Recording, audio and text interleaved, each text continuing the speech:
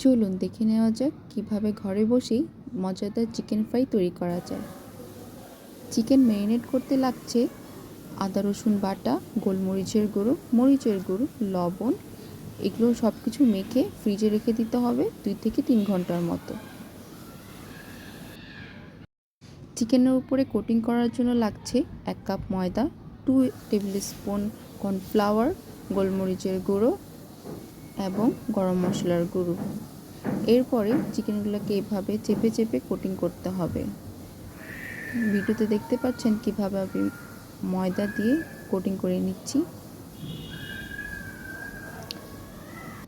এরপরে ফ্রেশ পানি নিতে হবে, রুম টেম্পারেচারে ফ্রেশ পানি নিতে হবে।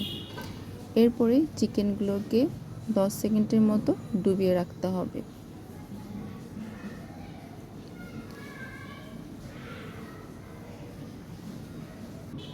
এরপরে আবার সেই ময়দার লেয়ার দিয়ে চিকেনটাকে কোটিং করতে হবে। এভাবে বেশি বেশি ময়দা নিয়ে কোটিং করতে হবে। আপনারা যদি চান তাহলে পানিতে চুবিয়ে আরও 2 থেকে 3 লেয়ার আপনারা কোটিং দিতে পারেন। যে যত বেশি কুরকুরে বা উপরের লেয়ারটা খেতে চান তত বেশি পানিতে চুবিয়ে এভাবে কোটিং করে দিতে হবে। দেখুন কোটিং শেষে কিভাবে কি সুন্দরভাবে চিকেনের গায়ে একটা স্তর পড়েছে। আমার সবগুলো চিকেন কোটিং করা শেষ।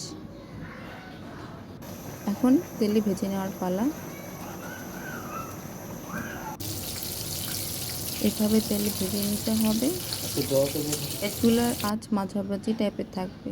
তৈরি হয়ে গেল চিকেন ফ্রাই।